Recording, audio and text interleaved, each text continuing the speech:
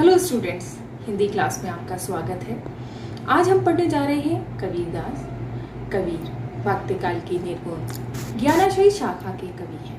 कबीर की रचनाओं की सबसे बड़ी विशेषता यह है कि उनकी एक एक साखी विचारणीय है। समाज की बुराइयां हों या धार्मिक आडंबर, ईश्वरीय प्रेम की बात हो या ज्ञान और वैराग्य की बात, कवि ने उदाहरण द्वारा सभी को इस प्रकार स्पष्ट किया है कि जहां पाठकों को उसका पूर्ण अर्थ ग्रहण हो जाता है, वहीं वे इन विषयों पर विचार करने के लिए बेवश हो जाते हैं।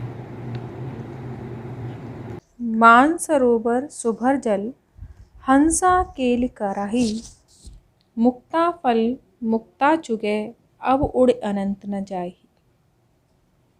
मानसरोवर जल से भली भांत भरा हुआ है और हंस उसमें क्रीड़ा कर रहे हैं। कवि कहते हैं कि एक बार इस देवी सरोवर से मुक्ता यानी मोती चुन लेने पर हंस का उड़कर कहीं अन्यत्र जाना संभव नहीं है। अर्थात जब आत्मा को एक बार परमात्मा के मिलन का आनंद प्राप्त हो जाता है तो फिर उसे छोड़कर कहीं अन्यत्र जाना उसके लिए संभव नहीं है। प्रेमी ढूंढत मैं फिरो, प्रेमी मिले न कोई, प्रेमी को प्रेमी मिले सब विष अमृत होए। कबीरदास जी कहते हैं कि मैं प्रेमी को ढूंढता फिरता हूँ, लेकिन मुझे कोई भी प्रेमी नहीं मिला। किंतु जब प्रेमी को प्रेमी मिल जाता है तो सारा विष अमृत बन जाता है। इस साखी में प्रेमी अर्थात परमात्मा को पाने की तड़प की और फिर उससे मिलने के अलौकिक सुख की अभिव्यक्ति हुई है। विरह की पीड़ा और मिलन के सुख की स्थितियों का वर्णन करते हुए कवि कहते हैं, आत्मा रूपी प्रेमी परमात्मा रूपी प्रेमी को खोजता फिरता है, किंतु कहीं भी उसे परमात्मा की प्राप्ति नहीं हुई। कवि कहते हैं कि जब आत्मा रूपी प्रेमी को परमात्मा रूपी प्रेमी से मिलन हुआ तो आत्मा रूपी प्रेमी के सारे विष अर्थात सांसारिक दुख, कष्ट अमृत अर्थात अलौकिक सुख में परिवर्तित हो गए।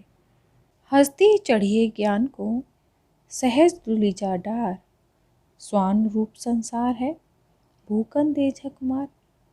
संत कबीर कहते हैं, ज्ञान के हाथी पर अपना दुलीचा डालकर तुम उस पर सवार हो जाओ और ऐसे में यदि यह स्वान रूपी संसार तुम पर भौंकता हो तो तुम उसकी उपेक्षा करो।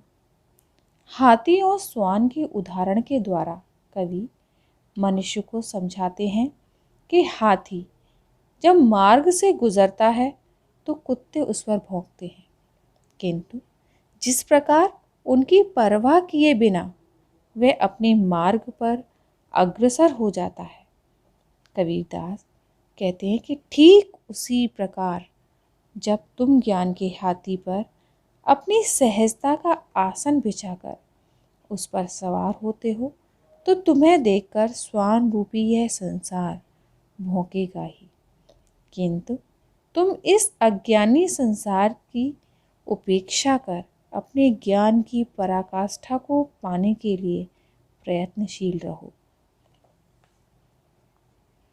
पाखा पाखी के करने सब जग रहा भुलान, निरपक होय के हर वजह सोई संत सुजान। कवि कहते हैं, पक्ष विपक्ष में उलझकर तू सारे संसार को भूल गया, किंतु सच्चा संत वही है जो निष्पक्ष होकर के ईश्वर का भजन करे। निराकार ईश्वर को मानने वाले कबीर कहते हैं कि धर्म की विभिन्न धाराओं में उलझकर मनुष्य संसार को विस्मृत कर बैठता है। कबीर के अनुसार सच्चा संत, सच्चा पुरुष या सज्जन प्राणी वही है जो सांसारिक और धार्मिक भेदभावों से हटकर निष्पक्ष भाव से केवल ईश्वर का ही भजन करता है। हिंदू मुआ राम कहे, मुसलमान खुदाए, कहे कबीर सो जीवता जो दुह निकट न जाए। हिंदू मूर्ख हैं जो राम राम कहते हैं और मुसलमान भी जो खुदा खुदा चिल्लाते हैं। कबीरदास कहते हैं, वास्तव में जीवित तो वही है जो इन दोनों के निकट नहीं जाता। राम और खुदा को लेकर स्वयं को हिंदू या मुसलमान बताने वाले लोग कबीर के अनुसार मरे हुए व्यक्तियों के समान हैं। वास्तव में सच्चा ईश्वर भक्त तो वही है जो इन दोनों से दूर रहता है और कबीर की दृष्टि में ऐसा ही प्राणी जीवित माना जाता है। कावा फिर काशी भया, राम भया रहीम, मोटा चून मैदा भया, बैठ कबीरा जी। कबीरदास जी कहते हैं, मुसलमान कावा जाकर और हिंदू काशी जाकर समझ लेते हैं कि वे मोक्ष को पा गए हैं और उनके राम और रहीम एक हो गए हैं।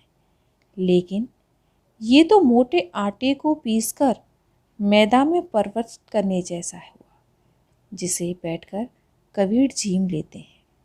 मुसलमान कावा जाकर अपने पापों से मुक्त हो जाते हैं और हिंदू काशी जाकर स्वयं को आरे से चिवड़ाकर मोक्ष प्राप्त करते हैं। कबीर कहते हैं, इस प्रकार की मानसिक संकीर्णता में विश्वास रखकर राम और रहीम एक हो गए हैं, किंतु यह तो मोटे आटे को पीसकर मैदा में बदलने जैसा हुआ जो किसी के लिए भी ग्राह्य हो सकता है, अर्थात यह सच्चा मोक्ष नहीं है। कुल का जन्मिया जय करनी ऊंच न होए, सुबरन कलश सुरा भरा साधु निंदा सोए। कवि कहते हैं, हे मनुष्य, तूने ऊंचे कुल में जन्म लिया है, लेकिन तेरे कर्म ऊंचे नहीं हैं। यह तो उसी प्रकार हुआ जिस प्रकार सोने के घड़े में मदिरा भरी हो, अतः साधुजन भी इसकी निंदा करते हैं।